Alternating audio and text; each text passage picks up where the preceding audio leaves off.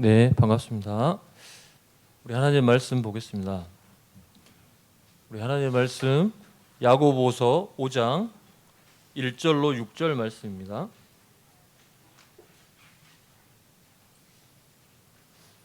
네, 우리 하나님의 말씀 야고보서 5장 1절로 6절 말씀입니다.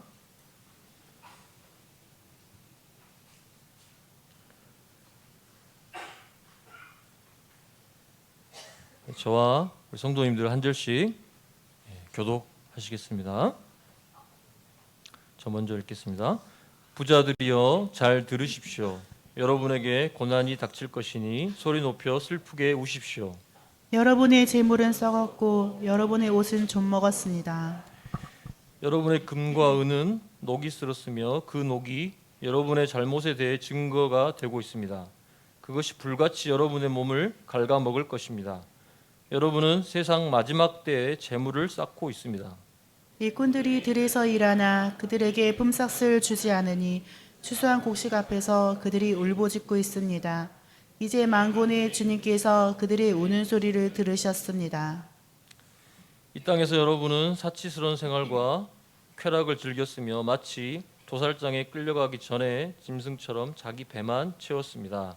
죄 없는 사람을 정죄해야 하고 오히려 그를 죽였습니다. 그는 여러분에게 대항하지 않는 자였습니다. 아멘. 네, 오늘 말씀 제목은 부자들을 향한 경고입니다. 만약 우리 성도님들이 뭐 이렇게 드라마에 보면 이제 그런 일들이 그런 주제로도 나오던데, 대기업 회장의 자녀로 태어났다면 어떠시겠습니까? 한 1초만 한번 생각해 보십시오. 크게 노력하지 않아도 많은 부와 재산을 소유할 수 있는 그런 환경에 태어난 것이죠. 상상만 해도 웃음이 나오고 뭔가 행복감이 혹시 밀려오지 않으신가요? 저만 그렇진 않을 겁니다. 누가 자신이 부잣집의 자녀가 되었는데 기뻐하지 않을 사람 있을까요? 그렇다면 왜 대기업 회장의 자녀가 된 것에 대해서 행복감을 가질까요?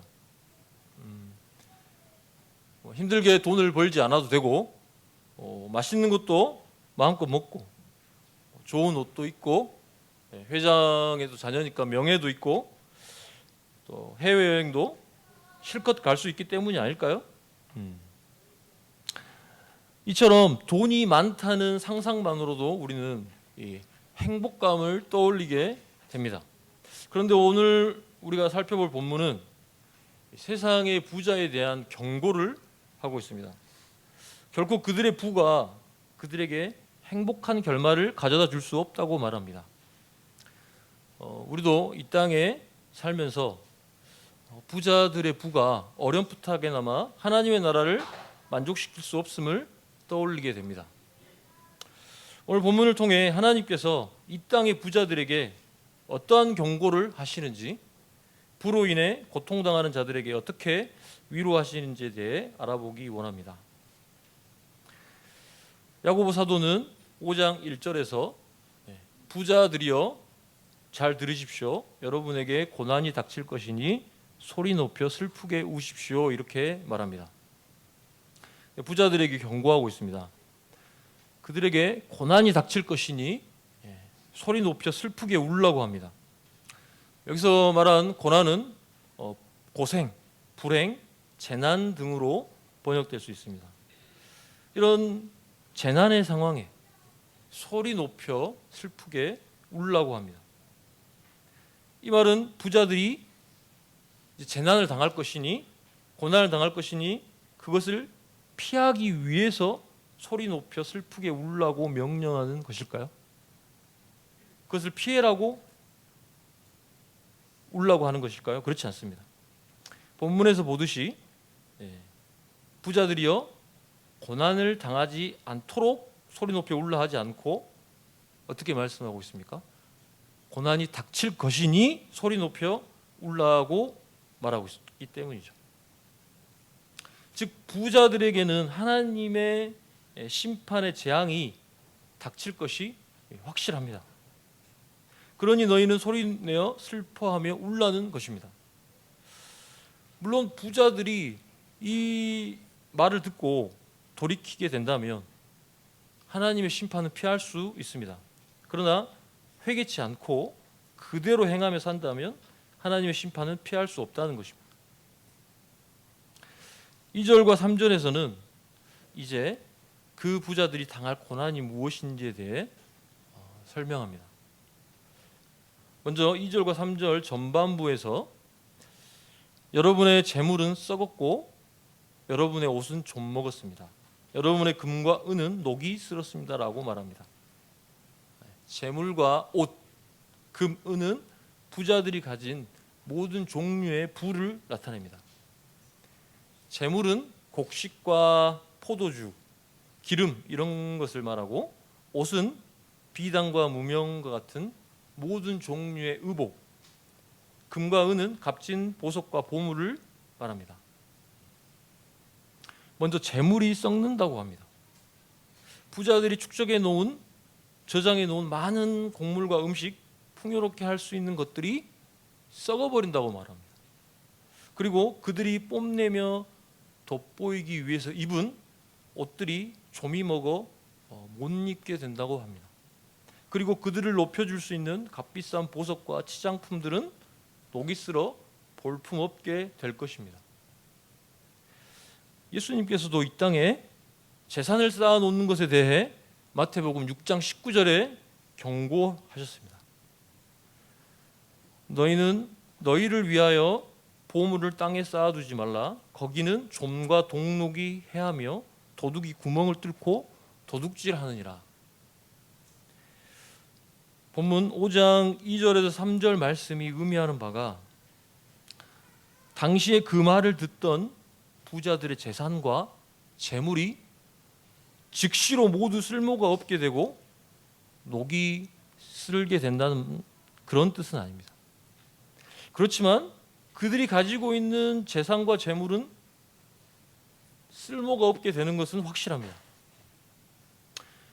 물론 그들이 당장 육신의 배와 육신적인 삶을 사는 데는 그 재산과 재물이 효용 가치가 있습니다. 그러나 그들의 영혼의 구원을 얻는 데는 전혀 쓸모가 없다는 것입니다. 왜 이 말씀을 우리는 그렇게 볼 수 있을까요? 먼저 3절을 살펴보면 알 수 있습니다. 3절에서는 여러분의 금과 은은 녹이 쓸었으며 그 녹이 여러분의 잘못에 대한 증거가 되고 있습니다. 그것이 불같이 여러분의 몸을 갉아먹을 것입니다. 여러분도 아시듯이 금과 은은 녹이 쓰나요? 예, 녹이 쓰지 않습니다. 근데 야고보 사도는 녹이 쓴다고 말합니다. 이것은 야고보 사도가 금과 은이 가난해서 금과 은이 없어서 잘 몰랐거나 아니면 그쪽에 문외한이라서 잘못 쓴 것일까요? 그렇지 않겠죠. 이는 앞의 구절과 같은 맥락에서 금과 은이 가치를 잃어버리고 쓸데 없어졌다는 것을 이제 과장해서 표현한 것입니다. 즉 현재 일어난 눈에 보이는 사건을 지금 묘사한 게 아닙니다. 지금 일어날 것을 묘사한 게 아니고, 즉 앞으로 일어나게 될 다른 것을 말한 것입니다. 앞으로 일어나게 될 다른 것은 무엇일까요? 뒤에 나옵니다. 이 녹슨 것이 증거가 되어 그들의 몸을 불처럼 이 녹이 갉아먹을 것이다 라고 합니다. 불은 이 성경에서 하나님의 진노를 표현할 때 자주 등장합니다. 불이 나와서 하나님의 뜻을 거스린 자들을 삼키는 장면 중에 기억나는 장면이 있으십니까? 네, 바로 민수기 16장에 레위 지파의 고라 자손들이 모세에게 대적함으로 발생하게 된 사건을 떠올릴 수 있습니다. 주동자 고라와 그에게 동조한 지휘관 250명이 모세에게 대적한 사건이 발생합니다. 모세의 리더십을 그들은 인정하지 않았습니다. 이 말은 모세와 직접 대면에 대화를 했던 이 하나님의 리더십을 인정하지 않는 것과 같았습니다. 그들은 이 성막에서 봉사하는 일을 했지만 그들이 보기에 더 좋아 보이는 제사장의 직분을 구했습니다. 그러한 그들의 이 교만과 허영심을 심판하기 위해 하나님은 고라에 속한 자손과 일가를 땅이 갈라지게 해서 그들을 삼켜 버리시고, 또한 선악을 구별하기 위해 향로를 들고 오라고 했던 그 250개의 향로가에서 불이 순식간에 나와 그들을 태워버리셨습니다. 이 사건뿐만 아니라 그 전에 아론의 아들 나답과 아비후가 하나님께서 정하지 않은 다른 불을 하나님께 분향했죠. 그렇게 그들은 하나님의 거룩함을 드러내지 않고 불순종함으로 불이 나와서 그들을 삼켜 심판한 사건도 있습니다. 그리고 여러 예언서와 성경에서는 이 불은 하나님의 진노의 심판을 상징한다는 것을 보게 됩니다. 부자들의 몸을 불같이 먹는다고 지금 말씀하고 계십니다. 어쩌면 몸소리치게 무서운 말씀 아닌가요? 그런데 실제로 하나님은 그렇게 행하셨죠. 그리고 그렇게 행하실 것입니다. 그렇기 때문에 하나님의 진노를 발생시키고 하나님을 거역한 자들은 불로 심판받는 것은 너무나 명확하다고 할 수 있습니다. 시편 21편 9절에서도 너희의 호흡은 불이 되어 너희를 삼킨다. 또 마가복음 9장 48절에 지옥의 형벌을 묘사할 때 거기는 구더기도 죽지 않고 불도 꺼지지 아니하느니라고 말합니다. 그렇다면 하나님의 이러한 진노의 불이 왜 부자들의 몸을 불처럼 먹는다고 하는 것일까요? 부자들이 무슨 잘못을 했기에 하나님은 불로 그들을 사른다고 하는 것일까요? 바로 3장의 마지막 부분에서 엿볼 수 있습니다. 3절에 3절 마지막 부분에서 무엇이라고 말합니까?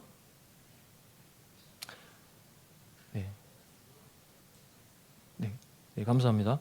여러분은 세상 마지막 때의 재물을 쌓고 있습니다라고 말하고 있습니다. 세상의 마지막 때는 언제를 말하는 것일까요? 예수님이 이 땅에 오신 후부터 초림이죠. 이 땅에 다시 오실 때까지 재림입니다. 이때를 말합니다. 왜 이때를 마지막 때라고 할까요? 바로 예수님의 말씀에서 알 수 있습니다. 마가복음 4장 17절에 이때부터 예수께서 비로소 전파하여 이르시되 회개하라 천국이 가까이 왔느니라 하시더라. 또한 마가복음 1장 15절에 이르시되 때가 찼고 하나님의 나라가 가까이 왔으니 회개하고 복음을 믿으라 하시더라. 이렇게 말씀하고 있습니다. 즉 천국, 이 하나님의 나라가 때가 되어서 가까이 왔다고 예수님이 선포하고 있습니다. 하나님의 나라가 이 땅에 오늘 교동문에서 요한계시록에 나오는 새하늘과 새 땅, 이 땅에 임하게 되죠. 하나님의 나라가 이 땅에 임할 때 이 세상 끝이 그 때가 바로 끝입니다. 세상의 끝. 그러한 하나님의 나라가 예수님이 오시고 난 뒤에 가까이 왔다고 하셨습니다. 많은 선지자들이 메시아를 대망했습니다.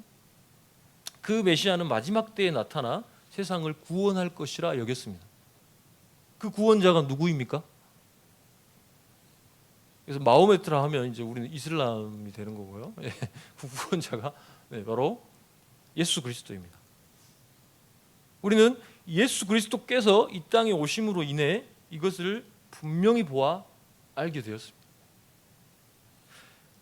저희는 현재 몇 년도에 살고 있습니까? 그냥 2023년이 아니고 주후 2023년이죠. 맞습니다. 물론 이 예수님의 태어난 해는 많은 학자들이 주전 4년으로 추정하고 있는 것은 사실입니다. 하지만 이러한 지금의 이 연대를 통용하게 만든 연대의 사가였고 신학자였던 디오니시수스 엑시구스, 네, 너무 깁니다 이름이.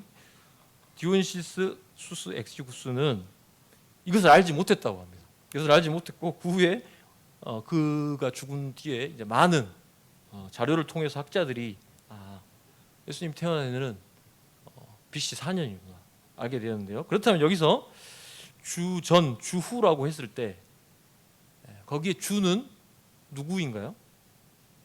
네, 맞습니다. 주전은 영어로 BC죠. 네. 무엇의 약자입니까? 네. Before Christ입니다. 무슨 뜻입니까? 네. 그렇죠. 네. 이 그러니까 크라이스트 전이라는 뜻인데, 네. 크라이스트는 누구죠? 바로 지저스 크라이스트, 바로 예수 그리스도입니다. 그렇다면 AD는 무엇의 약자일까요? 우리 주후할 때는 AD를 쓰죠. 예, 아노 도미니 맞습니다. 이 라틴어죠. 라틴어로 이 아노는 무슨 뜻일까요? 해라는 뜻입니다. 해. 선이 아니고 이어라는 말입니다. 그러면 도미니는 무엇일까요? 주님입니다. 이 영어로 로드입니다. 즉 무슨 뜻입니까? 그러면 주님의 해이죠. 네. 온 세계가 통용하는 연대입니다. 네. 여기서 주는 누구입니까? 마찬가지로 예수 그리스도입니다. 제가 무엇을 설명을 이렇게 길게 설명했죠? 말세. 지금 마지막 때가 언제냐?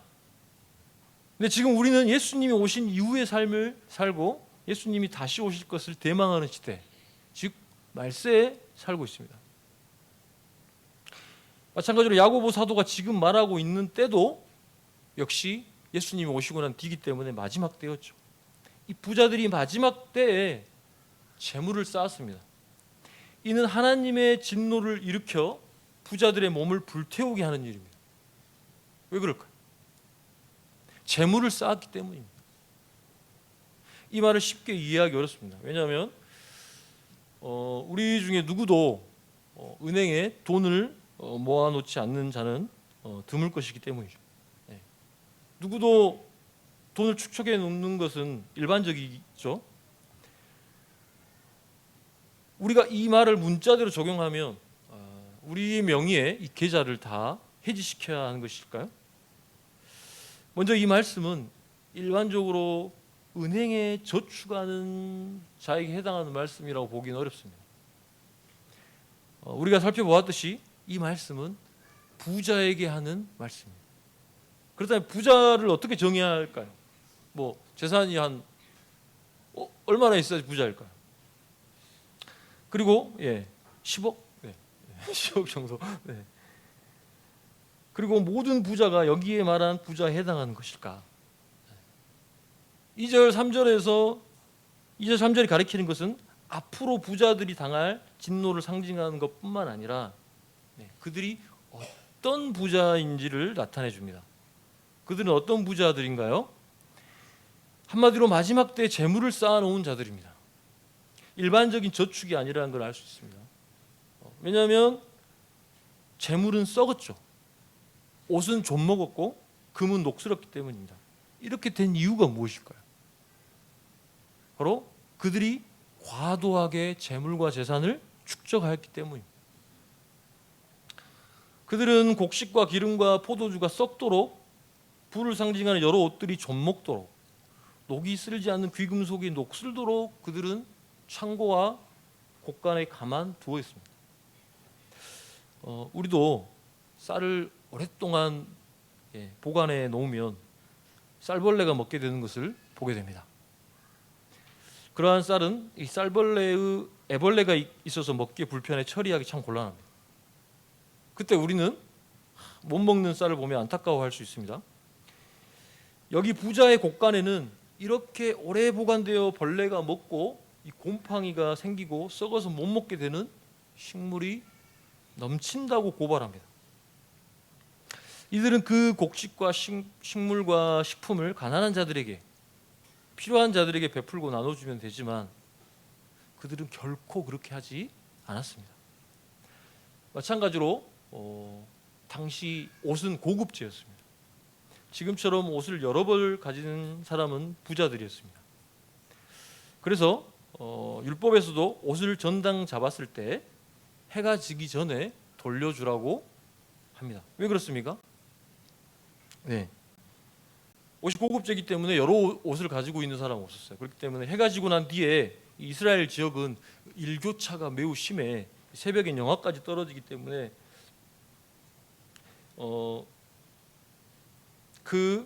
전당물을 준 그 사람은 옷이 없어서 얼어 죽을 수도 있기 때문에 그러한 말씀을 하신 것이죠. 만약 옷이 흔했다면 이렇게 말씀하시지 않았겠죠. 옷은 일상에서 꼭 필요한 것이었지만 부자는 이러한 옷을 화두아리라 많지 옷장에 쌓아두어 옷이 좀이 먹어 못 쓰도록 한 것이죠. 그 옷을 추위에 떨고 필요한 자들에게 나눠주면 되지만 결코 그 부자는 그렇게 하지 않았습니다. 오늘 본문에서 언급한 부자는 바로 이러한 부자입니다. 가난한 자들에게 어떠한 자선도 베풀지 않고 그저 자신의 욕심에만 취해서 다른 이들을 전혀 돌아보지 않는 자들입니다. 어쩌면 부자들은 이렇게 말할 수 있습니다. 내가 노력해서 얻은 재물인데 일도 하지 않고 별 노력도 하지 않는 자에게 내가 쓸 것이 남아있다고 나눠주는 것이 꼭 옳은지 모르겠다. 우리 성도님들은 어떻게 생각하시나요? 이렇게 생각하는 부자의 생각에 동의하십니까? 그런데 우리가 여기서 알아야 할 것이 있습니다. 과연 부자는 그러면 그만큼 노력을 해서 얻었냐는 거죠. 자신은 가만히 있는데 소득이 얻어진 것은 아니냐는 거죠.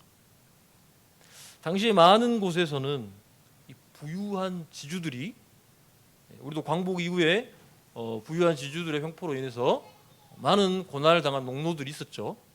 마찬가지로 이 당시에도 부유한 지주들이 광대한 이 토지에서 일하는 농노들의 그런 수고에 의해 이득을 올렸습니다. 여기에 나오는 부자가 이러한 대지주인지는 확신할 수 없지만 확실한 건 무엇입니까? 부자라는 겁니다. 많은 부와 재물을 지금 축적하고 있다는 거죠. 그렇다면 과연 이들이 밤낮 수고해서 이런 엄청난 거부가 되었느냐? 그리고 만약 수고했다 하더라도 그가 축적한 부와 재산을 자기가 독차지하면서 쌓아놓는 것이 옳으냐는 거죠. 우리는 이에 대해 누구도 그것이 긍정적이라고 말하지 않을 것입니다. 우리는 왜 그렇게 생각할까요? 성경은 결코 지나친 부의 축적에 대해 권장하지 않고 있기 때문입니다. 누가복음 6장 24, 25절에는 너희 부자들은 화가 있다. 너희는 이미 위로를 다 받았다. 지금 배부른 너희들은 화가 있다. 너희가 굶주리게 될 것이다. 이사야 5장 8절 다른 사람들이 집과 밭을 차지할 수 없도록 집에 집을 더하고 빌라 왕 같은 사람이죠. 밭에 밭을 더하여 이 땅 가운데 홀로 살려 한 너희에게 재앙이 닥칠 것이다. 이렇게 이 성경은 부자들의 부의 축적을 하나님의 심판의 대상으로 보고 있습니다. 그렇다면 왜 부자들의 부의 축적이 하나님의 심판의 대상이 되는 것일까요? 그들의 부의 축적으로 정작 굶주리고 가난하고 핍절하며 소외당하고 불리한 위치에 있는 자들이 고통당하기 때문이죠.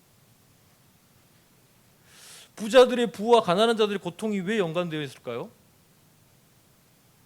부가 얻어지기 위해서 어떤 대가를 지불해야 됩니다.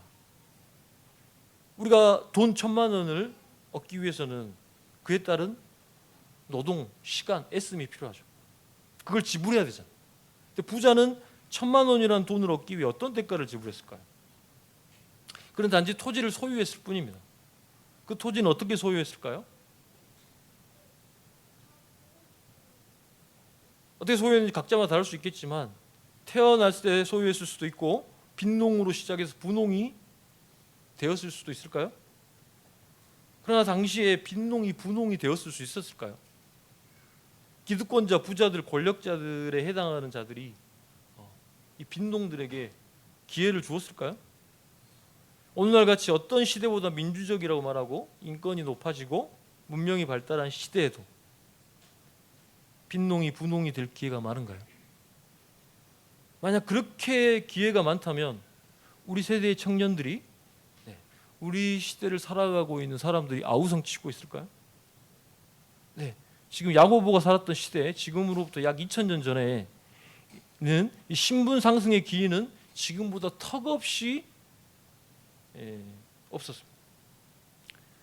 부의 상승도 마찬가지였겠죠. 귀족은 여전히 귀족이고 농노는 여전히 농노였습니다. 즉 당시의 부자는 타고난 금수저인 거예요. 즉 그들이 축적한 1000만 원은 누구의 땀?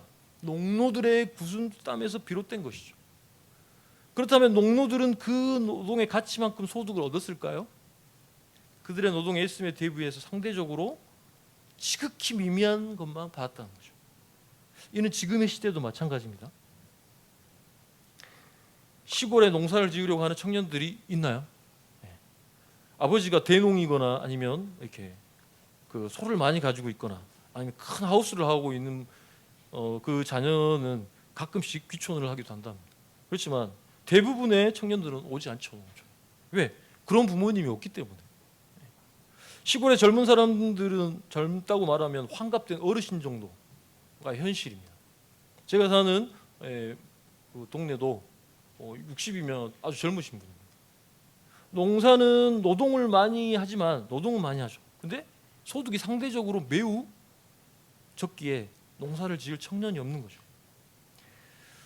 농노들은 비록 힘들게 일하지만 소득이 없기 때문에 그들은 가난해졌습니다. 가난하면 어떻게 됩니까? 자기 가족을 먹여 살릴 수는 없겠죠. 급기야 자기도 늙고 병들어 힘조차 없게 되고 자기 가족들은 굶어 죽는 상황까지도 발생하는 거죠. 그러나 부자는 손 하나 까딱하지 않아도 창고에 곡식이 넘칩니다. 그러나 그는 자신들의 농노들에게 쌀 한 톨 줄 생각이 없습니다. 이는 하나님께서 강조하신 율법의 정신에 어긋난 범죄죠. 신명기 24장 19절에서 22절은 무엇이라고 말하고 있습니까? 밭에서 추수할 때 곡식 한 다발을 잊어버리고 왔더라도 돌아가서 다시 가져오지 마시오. 외국인과 고아와 과부가 가지게 내버려 두시오. 그러면 여러분의 하나님 여호와께서 여러분이 하는 모든 일에 복을 주실 것이오. 올리브 나무를 흔들어 열매를 떨어뜨린 후에 그 가지를 또 다시 살피지 마시오. 남은 열매는 외국인과 고아와 과부가 가지게 내버려 두시오. 포도밭에서 포도를 딸 때도 따고 남은 것을 또 따지 마시오. 남은 포도는 외국인이나 고아와 과부가 가지게 내버려 두시오. 여러분도 이집트에서 종살이했던 것을 기억하시오. 그 때문에 내가 여러분에게 이렇게 명령하는 것이오. 외국인과 고아와 과부는 누구입니까? 이스라엘 3대 이 빈민층입니다. 자신의 토지도 없고 일할 터전도 없고 먹고 재워줄 부모도 없는 소외계층이죠. 하나님은 이러한 자들에 매우 관심이 많으셨습니다. 그들의 인권 보장을 법으로 정해놓았죠. 그들이 가난해져서 굶지 않도록 핍잡하지 않도록 이것은 그냥 권고 사항이 아니고 그렇게 해야 됩니다. 다시 떨러 가면 안 돼요. 그 다발을 놔뒀다고 해서 그리고 포도가 남아있다고 해서 다시 떨게 다시 가지러 가면 안 된다고 법으로 정해놓은 거죠. 그러니까 긍휼이 하나님의 법이라고 정해놓은 겁니다. 이들이 설사 율법을 모르는 자들일지라도 하나님은 모든 인생에게 양심을 주셨기 때문에 굶주리고 헐벗은 자들에게 응당선을 베풀어야 합니다. 야고보가 심판의 경고를 하는 부자는 바로 이러한 자기 욕심에 눈이 멀어 마땅히 베풀어야 할 선의도 무시하고 배불리는데 급급해져 있는 자들입니다. 그렇기에 3절에서 그 부자들을 하나님은 불사른다고 하십니다. 하나님께서 얼마나 이들의 행태에 대하여 분노하시는지 알 수 있습니다. 하나님께서는 자신의 배만 불리고 가난한 자들을 외면하는 자들을 분노하십니다. 이렇게 우리는 하나님께서 공평과 정의에 관심을 가지고 계심을 알 수 있습니다. 관심을 넘어 하나님은 이에 대해 심판을 계획하고 계십니다. 이 하나님의 심판은 이 생의 고통에서 끝나지 않습니다.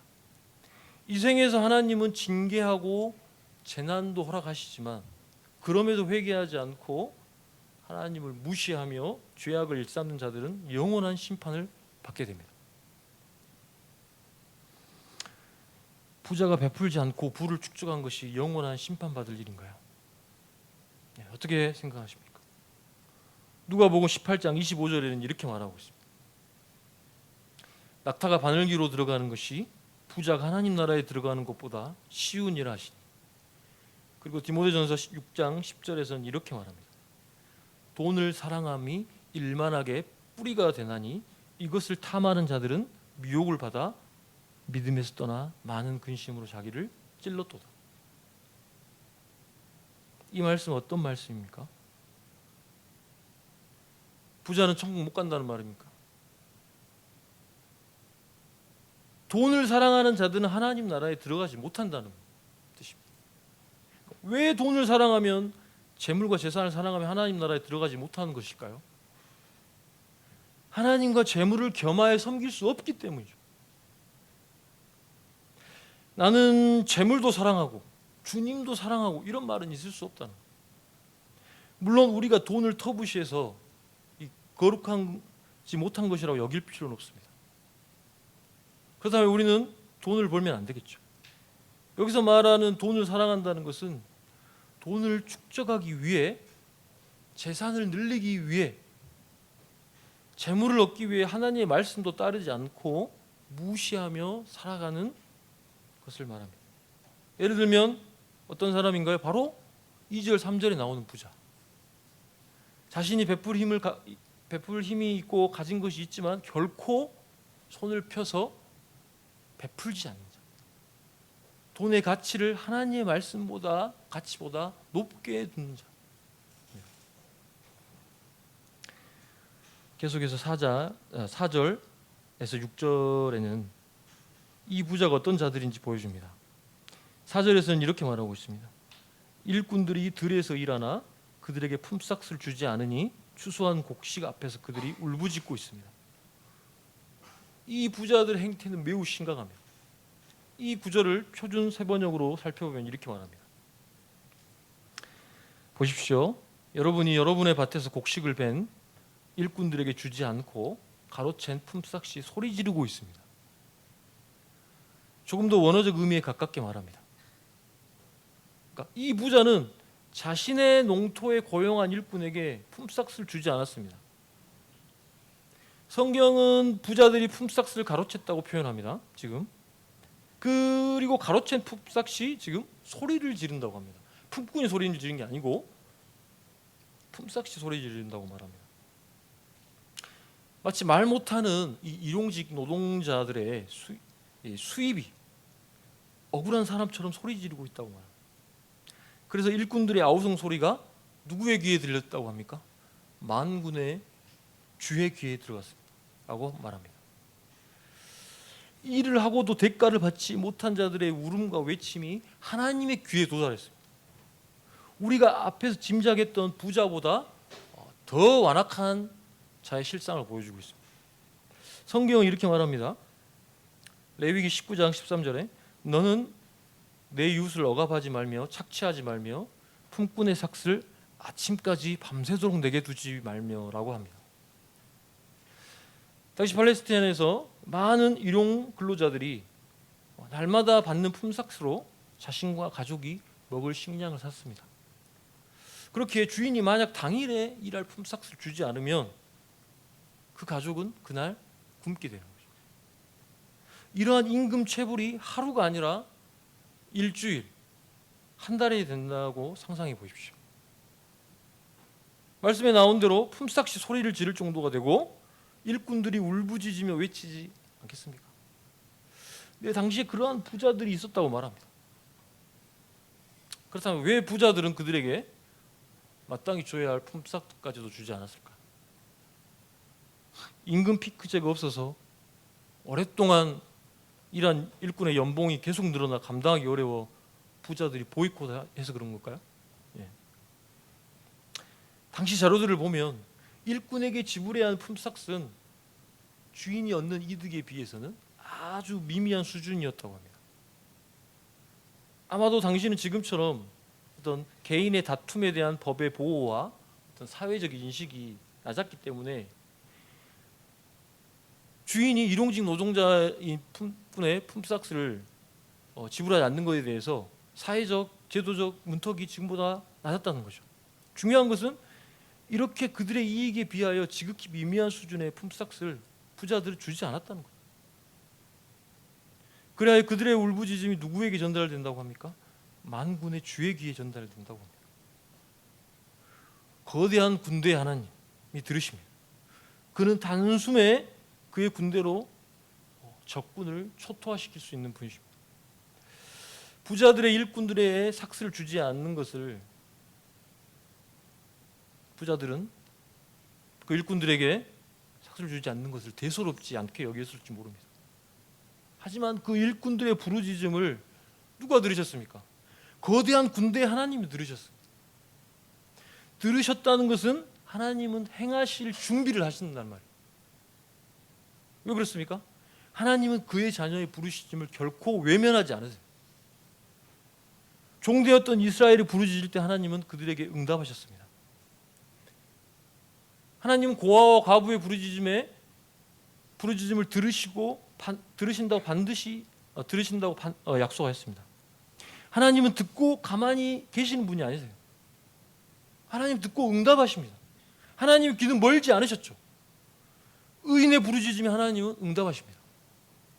만약 우리가 부자와 같은 자라면 하나님의 부르짖음에 응답하심을 알고 두려워 떨어야 합니다.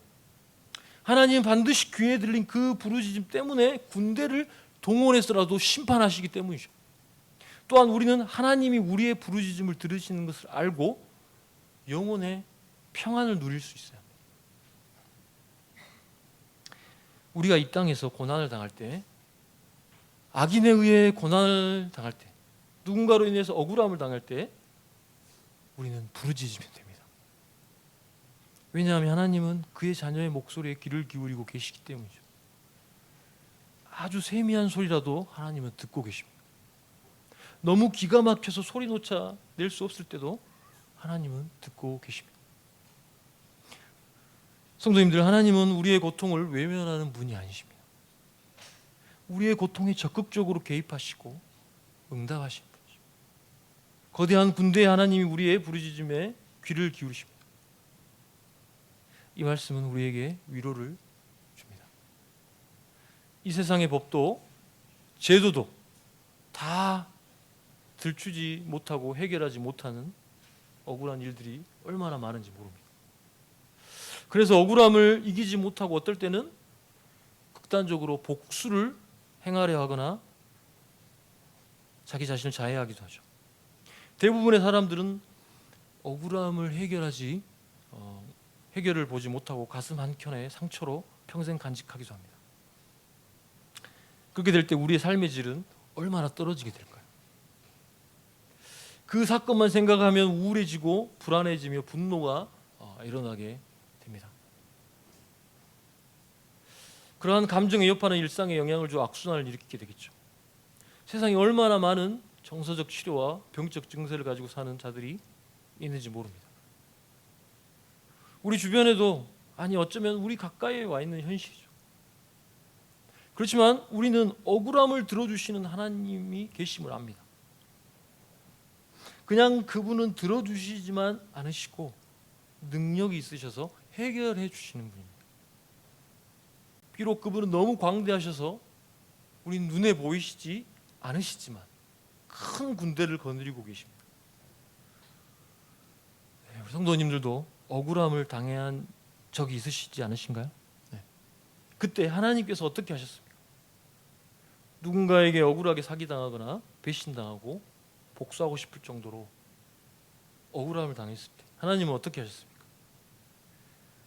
나를 억울하게 한 사람이 벼락에 맞거나 불의의 사고를 당하게 하셨습니까? 대부분 그렇게 하시진 않았을 것입니다. 뭐 이 정도까지는 갔을 수 있습니다. 감옥에 잡혀가거나 가정에 문제가 생기거나 그 사람이 병이 들었을지는 모르겠습니다. 그런데 우리가 원하는 다이나믹하게 큰 벌을 받지는 않았을 거예요. 왜 그렇게 하실까 하나님? 즉시로 하나님께서는 범죄한 자들에게 벌을 주실 수도 있지만 하나님은 오래 참으시는 분이시고 한 명의 영혼이라도 회개하여 돌아오기를 원하시는 분이시기 때문이죠. 그렇다면 하나님 우리의 부르짖음을 들으시지 않는 것인가요? 결코 그렇지 않습니다. 하나님은 우리에게 복수하지 않아도, 마음의 상처를 내지 않아도 살아갈 수 있는 힘을 주셨습니다. 그때는 고통과 괴로움의 밤을 지샜을지 모르지만 하나님은 우리에게 소망과 기쁨을 갖도록 도와주셨죠. 우리가 간구하지 못할 때조차 하나님은 우리를 위해 간구하시고 우리보다 앞서 모든 고난을 당하셨습니다. 그 그리스도를 우리가 기억하고 믿을 때 우리는 억울함과 상처는 조금씩 치유가 될 수 있습니다. 그리고 하나님은 결국엔 그 악을 가만두지 않으시고 심판하시기 때문에 우리는 평안할 수 있습니다. 또한 이 부자들은 어떤 자라고 고발합니까?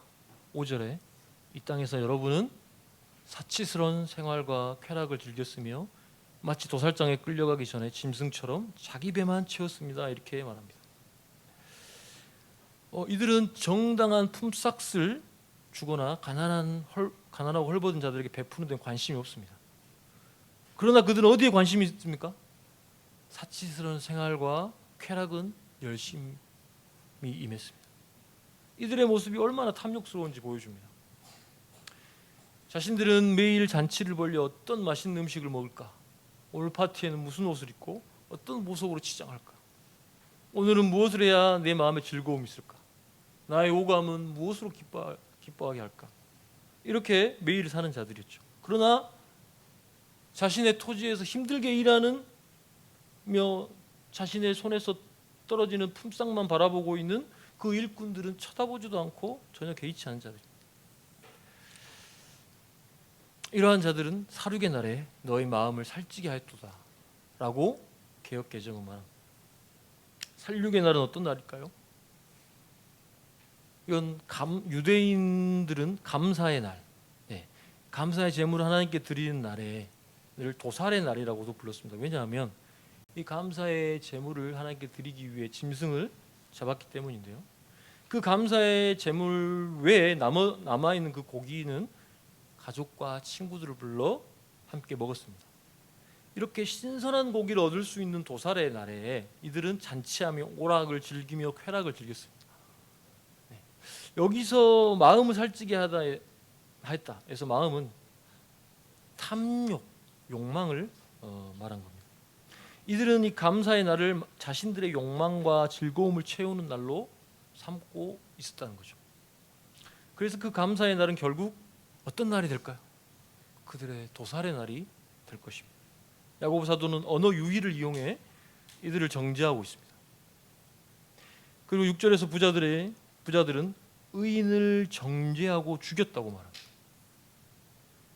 여기서 의인은 지금까지 문맥에 비춰볼 때 가난한 그리스도인이라고 할 수 있습니다. 그리고 야고보서 2장 5절에서 7절에서 암시하듯이 당시 가난한 그리스도인들이 많았습니다. 또한 성경은 그리스도인을 가난한 자들이라고 비유하죠. 부자들은 가난한 자들을 핍박하고 불의한 일을 행함으로 죽였다고 합니다.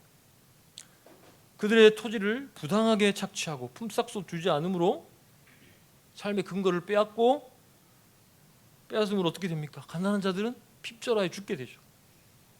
그러한 상황에 그들은 어떻게 했나요? 대항하여 맞서지 않았다고 말합니다. 왜 맞서지 않았을까? 그들은 힘이 없었기 때문이죠.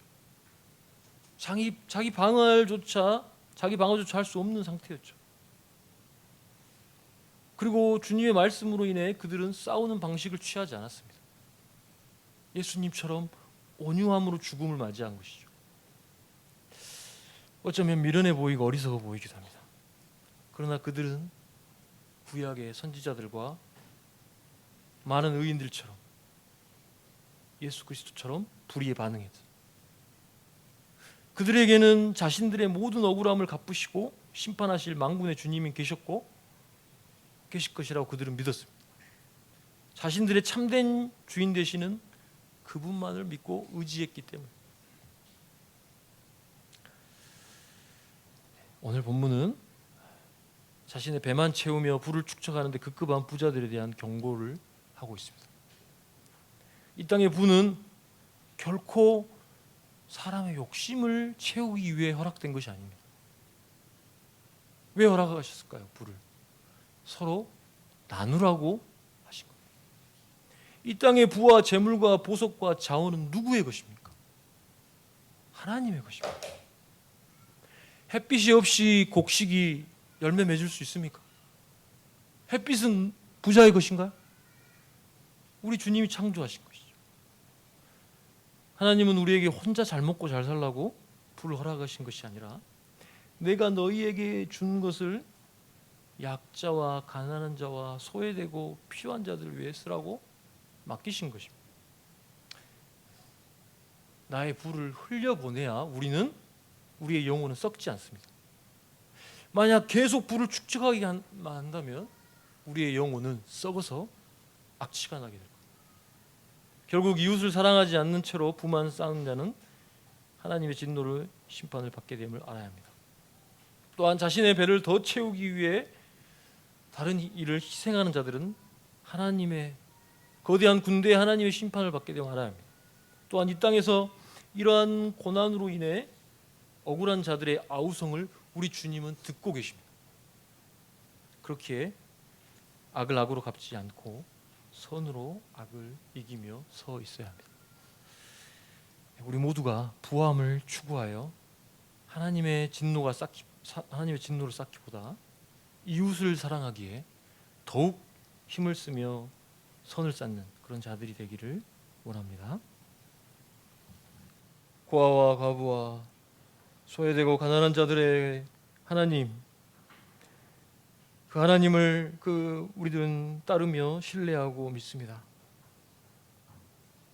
우리가 가진 것들을 놓지 않는 더러운 부자처럼 살지 않게 해주시고 우리의 손을 놓아 깨끗한 양심을 가지며 하나님 앞에 선을 베풀며 하나님의 나라를 이 땅에 이루기를 헌신하기를 소원하는 저희들이 다 될 수 있게 주님 도와주옵소서. 감사드리며 예수님 이름으로 기도합니다.